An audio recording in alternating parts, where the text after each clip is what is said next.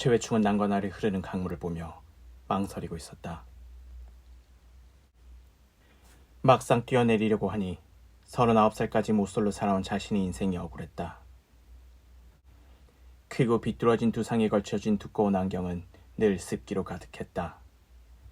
골 깊은 열등감에서 풍기는 음침한 분위기에 여자들뿐만 아니라 남자들도 최회충을 피했다. 최회충은 세상에는 돈이 전부다라고 믿었다. 자신이 사업에 성공만 하면 여자들이 자기 앞에 줄을 설 거라고 생각했다. 자신을 비웃던 녀석들의 코도 납작하게 만들어줄 생각이었다. 그러나 이번에도 망했다. 사채까지 끌어다 개업한 식당이 채 3달을 넘기지 못했던 것이다. 자신이 만든 음식이 형편없다는 것을 인정하지 못하고 자리탄만 해온 결과였다. 난관 위에 올라선 최회충의 다리가 부들부들 떨리고 있었다. 두려웠지만 악랄하기로 소문난 녀석들의 손에 잡히면 지금보다 더 끔찍한 결과가 기다리고 있다는 것을 잘 알고 있었다. 최회충은 질끈 두 눈을 감고 뛰어내렸다.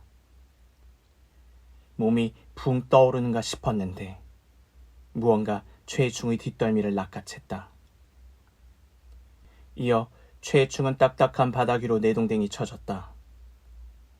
눈을 떠보니 난간의 보도블럭 위였다. 낯선 남자가 최회충 앞에 서 있었다. 최회충을 구한 남자는 자신을 자살방지 보험회사의 직원이라고 소개했다. 그리고 믿지 못할 얘기를 쏟아냈다. 평행한 우주에 살고 있는 무수한 최회충들 중 하나가 자살방지 보험에 가입했고 계약대로 자살하려는 다른 최회충들을 구하고 있다는 것이었다. 그리고 지금이 계약된 횟수의 마지막이라고 했다. 말을 마친 남자는 계약서와 볼펜을 내밀었다. 자신이 최회충을 구조했다는 서명을 요구했다. 얼떨결에 서명을 마친 최회충이 고개를 들었지만 남자의 모습은 사라지고 없었다. 최회충은 바닥에 주저앉아 멍하니 주변을 둘러보았다. 다시 뛰어내릴 엄두는 나지 않았다. 최회충은 잠시 뛰어내리는 순간에 떠오른 얼굴에 대해서 생각했다.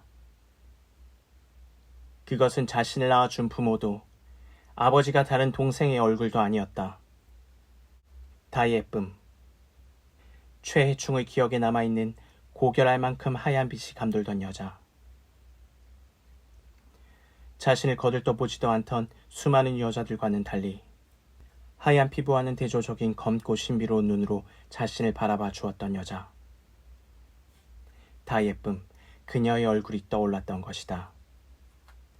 소설 메밀꽃 필 무렵에서 장돌뱅이 곰보에게도 일평생 잊지 못할 단 한 번의 사랑이 있었듯 최회충의 삶에도 추억하는 것만으로 가슴이 절절한 사랑이 다 예쁨 그녀였다. 마지막 순간 자신을 향해 그녀가 눈이 부시도록 환하게 웃어주는 것만 같았다. 그렇게 멍하니 생각에 잠겨있을 때 최회충은 누군가 자신을 지켜보고 있다는 생각에 고개를 돌렸다. 짧은 순간 설마 그녀는 아니겠지라는 생각이 스쳤다. 그러나 최회충의 엉뚱한 기대는 이루어지지 않았다. 낯선 여자가 최회충을 바라보고 있었다. 처음 보는 여자가 최회충의 시선을 피하지 않고 바라보는 것은 다 예쁜 그녀 외에는 없는 일이었다. 그렇게 한동안 서로를 바라보는데 놀랍게도 여자가 최회충에게 다가와 말을 걸었다. 최회충은 눈을 빛내며 여자를 바라보았다.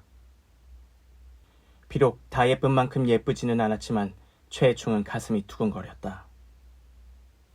여자는 수줍은 듯 얼굴을 붉히더니 말을 이어나갔다.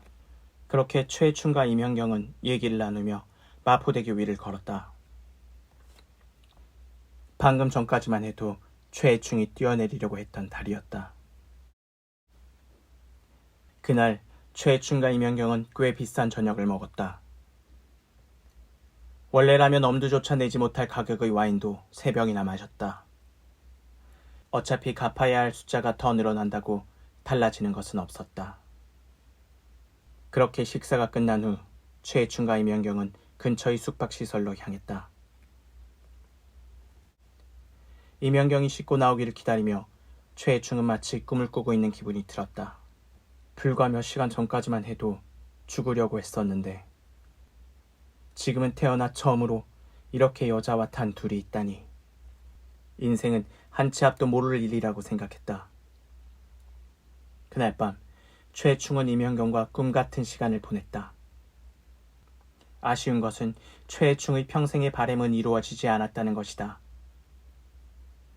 평소에는 욕구 불만으로 가득했지만 너무 긴장한 탓인지 아무리 애를 써도 최충의 몸은 아무런 반응이 없었다. 그런 최충을 임현경은 다정하게 안아주었다. 다음 날 아침, 임현경을 가까운 지하철역으로 바래다 주며 서로의 연락처를 교환하고 돌아오던 길, 최충의 마음속에는 새로운 희망이 부풀었다. 다시 살아보려는 희망이 생긴 것이다. 평생의 소원인 여자친구도 생기지 않았는가. 들뜬 걸음을 옮기는데 전화벨이 울렸다. 최충은 두근거리는 가슴으로 전화를 받았다. 가다듬은 목에 힘을 준 뒤 통화 버튼을 눌렀을 때 휴대전화에서 굵직한 남자의 음성이 흘러나왔다. 최충은 저도 모르게 경계하며 물었다. 이명경이 자신을 성폭행범으로 고소했다는 말에 최충은 망연자실 휴대전화를 내려놓았다. 한껏 부풀었던 희망이 절망으로 바뀌자 감당할 수 없는 무게로 다가왔다. 최충은 걸음을 멈추고 난간 위로 올라섰다.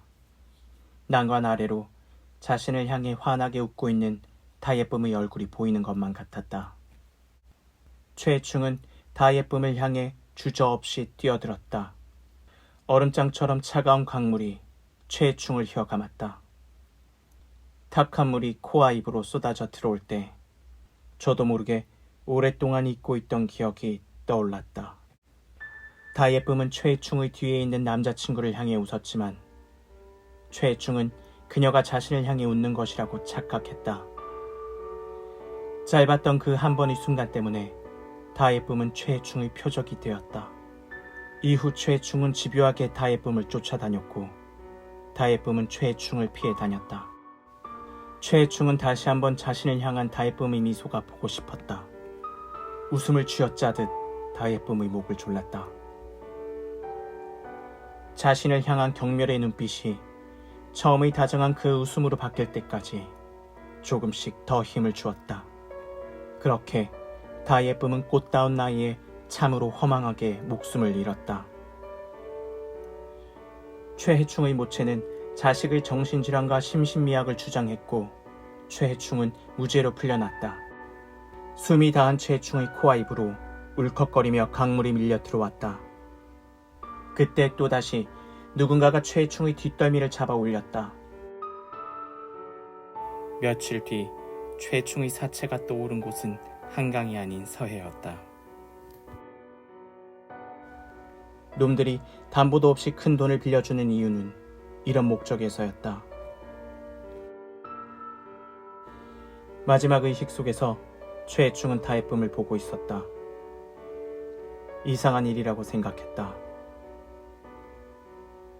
자신의 두 눈이 사라졌음에도 환하게 웃으며 다가오는 다예쁨이 보였던 것이다.